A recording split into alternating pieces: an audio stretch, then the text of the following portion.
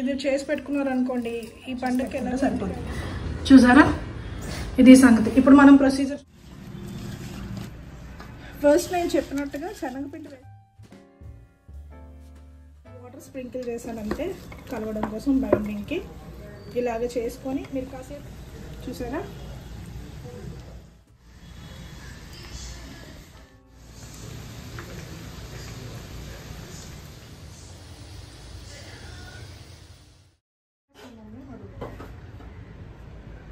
నువ్వేం చేస్తున్నావు మమ్మీ? నేను మీకోసం ఆనియన్ పకోడా చేస్తున్నాను. ఫస్ట్ చూడు ఎలా చేయాలో చెప్తాను, నువ్వు కూడా నేర్చుకోవాలి. మళ్ళీ రేపు పొద్దున్న ఇబ్బంది పడకుండా ఉండాలి. ఎప్పుడైనా నీకు తినాలనిపించింది అనుకో హ్యాపీగా చేసుకోవాలి, లేదంటే డాడీకైనా చేసి పెట్టాలి. ఓకేనా? ఇదిగో ఇలాగ ఆనియన్స్ని కట్ చేసుకుంటాం పొడుగ్గా. ఆ తర్వాత ఇలా విడదీసుకోవాలి. చూసావా, ఈ విధంగా విడదీసుకోవాలన్నమాట. అలా మొత్తం అన్నీ కూడా రేకుల్లాగా విడదీసుకోవాలి. ఇలాగ ప్రెస్ చేస్తూ వచ్చేస్తాయి ఇలాగ. అలా విడదీసుకున్నాక పచ్చిమిరపకాయలు కూడా తిన్నంగా కట్ చేసుకోవాలి, ఇలా వేసుకోవాలి. ఓకేనా? ఇప్పుడు ఇది బియ్యపిండి, దీన్ని కొంచెం ఒక గుప్పెడు వేసుకోవాలి. ఓకేనా? ఎందుకంటే క్రిస్పీగా వస్తుంది. తర్వాత కారం వేసుకోవాలి. ఇది అమ్మమ్మ తెచ్చింది, నేను ఇంకా ఓపెన్ చేయలేదు, అట్లా పెట్టేస్తాను.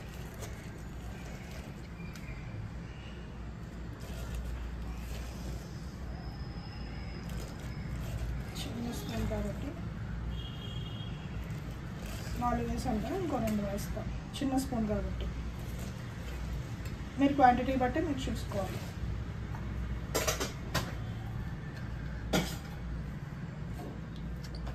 కారం వేసాక కాస్త ఉప్పు చూసుకోవాలి. చూసారు కదా, ఇంత వేస్తున్నాం, సరిపోతుంది. రెగ్యులర్గా వంట చేసే వాళ్ళకి ఏంటంటే కొలతలు అవి ఉండవు, వాళ్ళకి అలవాటు మీద అట్లా వేసేస్తాం. ఫస్ట్ మనం కాసేపు ఇది కలిపి ఓ పక్కన పెట్టుకోవాలి. ఫస్ట్ నేను చెప్పినట్టుగా శనగపిండి వేసుకోకముందు ఇలా కలిపి పెట్టుకోవాలి.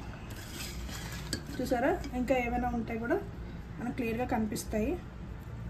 తీసేసుకొని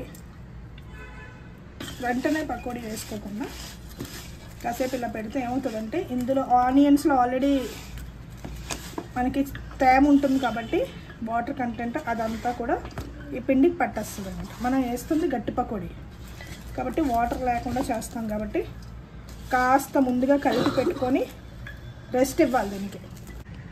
ఇది 1/2 కేజీ శనగపిండికి నేను ఇన్ని ఉల్లిపాయలు కట్ చేశాను. పెద్ద ఉల్లిపాయలు ఒక 5 కట్ చేశాను. అలాగే మీరు వేసుకోవాలి. శనగపిండి అంటే ఏంటి? శనగపిండి అంటే తెలుసు, వంట చేశారు, తినే వాళ్ళకి తెలియకపోయినా తెలుగులో ఏమంటారు? తెలుగులో శనగపిండి వేసు, బేసన్ పౌడర్. మొత్తం ఇలా వేసేసి వాటర్ ఏం కలుపుకోండి, కాసేపు వదిలేయాలి. కాసేపు వదిలేస్తే ఏమవుతుందంటే ఆనియన్స్లో ఉన్న తేమంతా ఈ పిండి పీల్చేసుకుంటుంది అన్నమాట. అప్పుడు మళ్ళీ మనం కొంచెం వేయచ్చు. కారం ఉంది కలిపి, అటు కారం కలుపుతాం, మొత్తం అంతా కలుపుతాం. ఇంకా కారం ఉప్పు పడితే కూడా మనం చూసుకొని యాడ్ చేసుకోవచ్చు. దీన్ని కాసేపు రెస్ట్కి వదిలేద్దాం. రెస్ట్కి ఇచ్చిన తర్వాత మళ్ళీ నేను చూపిస్తాను ఇది ఎలా వస్తుందని.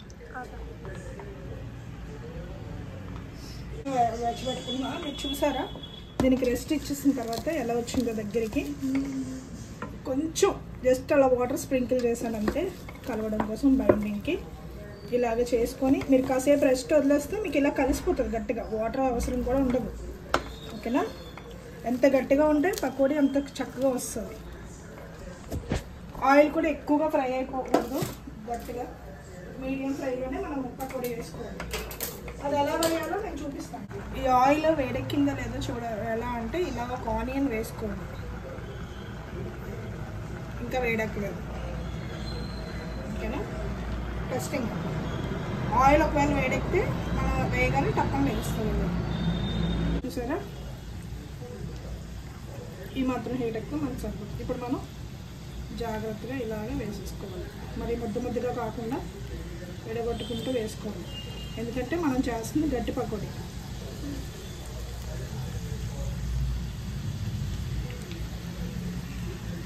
ఈ పకోడీ స్పెషల్ ఏంటంటే మనకి ఒక 2-3 డేస్ ఇది పాడవకుండా ఉంటుంది.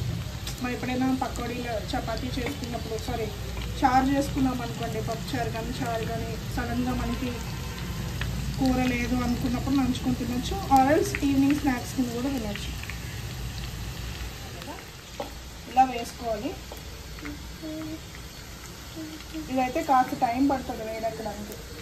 మనం మీడియం సిమ్లోనే పెట్టుకోవాలి, మరి హెవీగా పెట్టుకోవద్దు, అప్పుడే కరెక్ట్గా ఫ్రై అవుతుంది.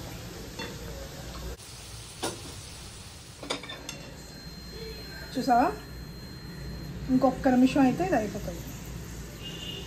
ఆనియన్ పకోడా ఏంటంటే మరీ ఎక్కువగా డీప్ ఫ్రై చేసేవాళ్ళు, ఇంకొంచెం ఉందని ఒక 90% చేసి ఆపాలి, ఎందుకంటే ఆ వేడికి మళ్ళీ బయటకు వచ్చినాక కూడా వేడి అవుతుంది అనమాట.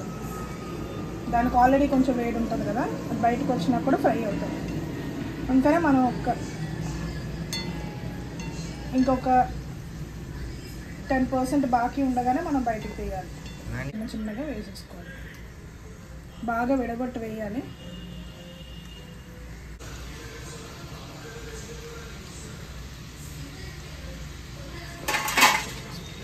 చూసారా సౌండ్ ఎలా వచ్చిందో, అలా వస్తుంది. ఇలాగా మొత్తం ఇదంతా కూడా చేసుకోవాలి.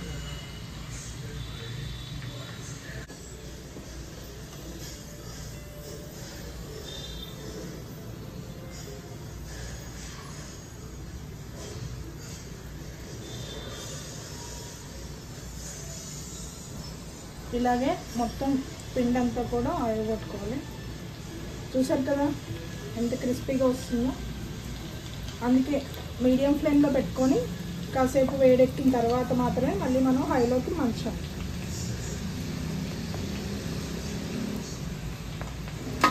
చూసారా ఎంత గట్టిగా ఉందో. ఒకటి పకోడీ వేసిన తర్వాత కొంచెం ఆరబెట్టుకునేటట్టు ఇలాగ ఫ్రీగా ఉండే దాంట్లో వేసుకోవాలి, అప్పుడే తేమ పట్టకుండా క్రిస్పీగానే అలాగే ఉండిపోతుంది. చూడండి, ఇలా ఓపెన్గా ఉన్న దాంట్లో వేసుకోవాలి. చూసారా స్మెల్ ఎలా సౌండ్ వస్తుందో, చూసారు కదా ఎంత గట్టిగా చక్కగా వస్తుంది, క్రిస్పీగా వస్తుంది. రావాలంటే ఇలా ఓపెన్గా కాసేపు ఆరబెట్టుకోవాలన్నమాట. ఆరిన తర్వాతే మనం ఏదైనా ఒక డబ్బాలోకి తీసుకోవాలి.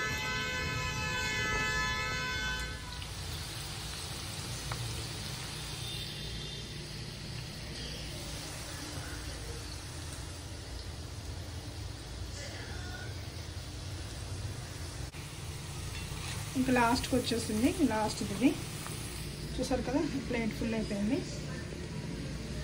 అలాగే ఈ ప్లేట్తో పాటు ఈ బౌల్ కూడా.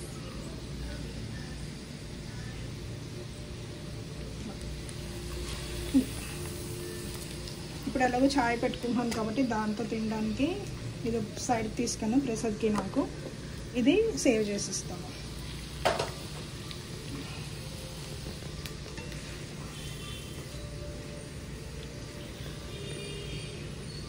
చూసారా ఎంత క్రిస్పీగా ఉందో, ఎంత చక్కగా వస్తుంది మనకి ఇంట్లోనే.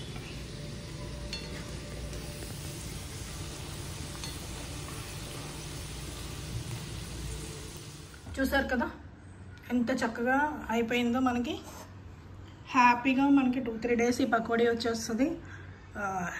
ఈజీగా రెడీ చేసుకోవచ్చు. అందరికీ నేను చూపించాను క్లియర్గా. మీరు కూడా తప్పకుండా ట్రై చేయండి. ఈ దసరాకి మీ ఫ్యామిలీతో ఇంత మంచిగా ఎంజాయ్ చేయండి. మంచిగా పకోడీ చేసుకొని హాయిగా వన్ ఆఫ్ ద స్నాక్స్ కింద ఈ దసరాలో దీన్ని కూడా యాడ్ చేసుకోండి తయారు చేయడానికి, ఓకేనా? ఎందుకంటే దసరాకి ఐటమ్స్ చేసుకోవాలి అని అనుకుంటాం కదా, అందులో ఇది కూడా యాడ్ చేసుకోండి. సింపుల్గా అయిపోతుంది అండ్ మీ ఫ్యామిలీ మెంబర్ని అప్రిషియేట్ చేయకుండా మానదు. కావాలంటే నాది హామీ. చూసారా ఎంత బాగా వచ్చిందో, ఎంత క్రిస్పీగా ఉందో, ఎంత బాగుంటుంది. ఓకేనా? Hope you like this video. Bye bye. Happy Dasra.